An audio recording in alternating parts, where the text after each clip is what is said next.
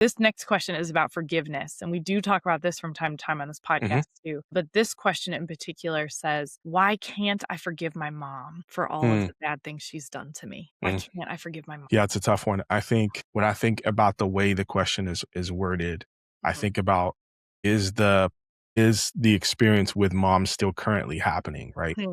So is it like, because it can be really hard to forgive somebody when it feels like the knife is still in your back and they're still twisting it or pulling it, right? Yeah. And so I guess that question brings a curiosity for me concerning other questions. But in terms of like forgiveness and I think we all know, like implicitly too, that we should forgive. But how do I actually do it? So one of the things I learned in school was actually a method for forgiveness, which I think is incredible. And so for a young person, I would say, one, you can, but you might actually need help. Here's actually what I'm forgiving this person for. The second part of that is, with the way more difficult part, is understanding. I have to figure out, or I say figure out, I have to think makes us image bearers, which is compassion, which is I can see somebody else's suffering and it gives me an understanding of why they are the way they are. And it allows me to restore the human element to them. Because when I have unforgiveness to somebody, oftentimes I make them out to be a monster, which is the thing that they did to me. That's all that they are. Yes. Right. And there's so much more to us than the mistakes that we make. And so are there things about your mom that you can remember and see that are actually good? And can that move you to the place where you can forgive? And I would also say this, which I think I've had this conversation with a ton of students before. Sometimes your parents aren't the parents that you'd hope they would be. Sometimes they aren't the parents who lead you and love you and prepare you in the ways that they should. Can you forgive them for what they're not and love them for what they are? And I think the tough part is sometimes the burden is on our young people. Like, that's the truth. And I think sometimes they are forced to grow up in ways that I wish they didn't have to, and yet they may have to. And so the way you relate to your mom may have to change. Yes. And I so often wish that there were either good people and bad people.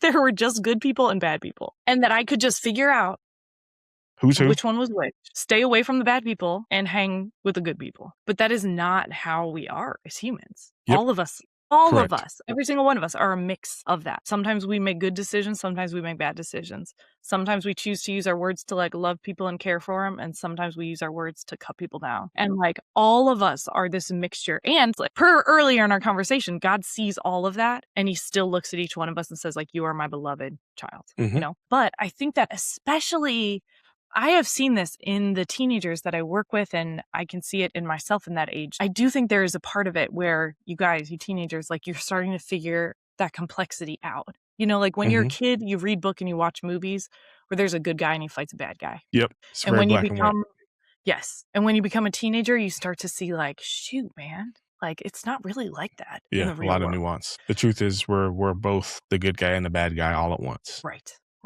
And we all are, right? Correct. Yes, every single one of us are. And then our, that mixture inside of us is trying to forgive the good, trying to make sense of like the goodness that I see in my mom and then the bad things that she's done to me. And like, how in the world do I hold those in both of my hands? Yep.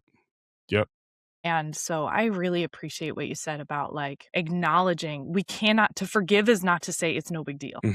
But it's to like list out like what are the specific things, use that insight.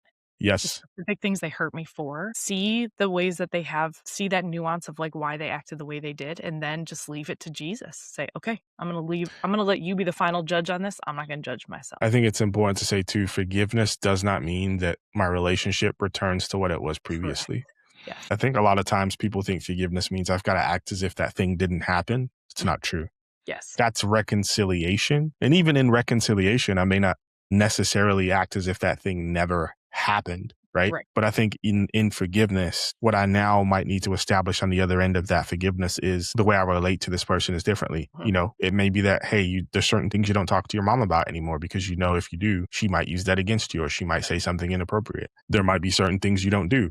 Or there might be things you just take care of in order to avoid conflict. And I think, once again, the difficult thing about the parent-child relationship, right, is the child is expecting something from the parent that potentially maybe they're not getting, right? And so for all of us, there's this transition, right, where we kind of transition from our parents being our parent in the way that they were before to like this friendship. There's still parenting and Mhm. wisdom that you glean, but there's like more of a friendship, right? And I think for some of us that transitions just earlier than others. Hmm. And that's the unfortunate part of it.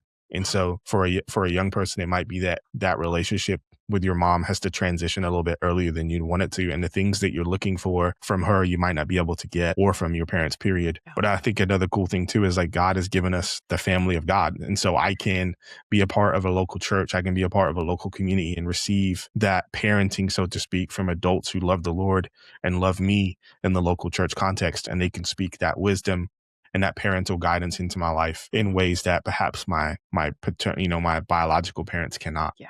Yeah. And I'm so glad that you mentioned that. I was going to say that too, that there are probably, if there is a gap there with your parents, to look at the body of Christ, like look at the church in your area. There are probably adults there who would love to walk with you and who really would care about you and help you. And all of those things, like it doesn't make up for it. It's not replacing your biological family, but if there's pieces you're missing, that's God has given us the body of Christ, has given us the church, and to let them do the work that they're called to do also, That's good. which is care for people. So And I think I would say this too, because I think the flip side of it is that sometimes students, because we're young, we're still figuring this thing out. Something might have happened with our parents that we've taken further than we should have. And so yeah. also having adults outside of your parents who can give you wisdom, maybe it's an aunt or an uncle, maybe it's an older cousin, maybe it's like somebody in the local church that you can go to and say, hey, look, here's what happened. Like, did I do something wrong in this? Mhm. Right? That's a really hard question to ask, but really reflecting on is there something for me to own? Did I Yeah. perceive this the wrong way? Do I feel like something happened and I'm viewing it this way when I actually shouldn't be viewing it that way? And so I think getting wisdom also from older people who you trust, who are not going to lie to you. Because that's the thing about friends, right? Especially Right, teenage right. friends. Like they're going You're through the like, "No, same man, thing. you're right. You're right Yeah. all the Yeah. time." You're right, bro. What you know what I mean? And so, and then you don't get that wisdom you need to actually maybe go to your mom and say, you know what, mom, I messed I this was up. wrong. Yeah. I'm sorry. And I'm going to own my part. Yeah. And that can be important too. That's so, yeah. I was gonna say it's so good because that's a part of the body of Christ also, Mhm. to also be checking you and being like, okay, listen, I know that hurt you, but also you you probably shouldn't have talked back to her like that, and you got to go apologize. This relationship is not like broken, like you got to go fix your piece. So Yep. yeah, 100%. yeah, I love it.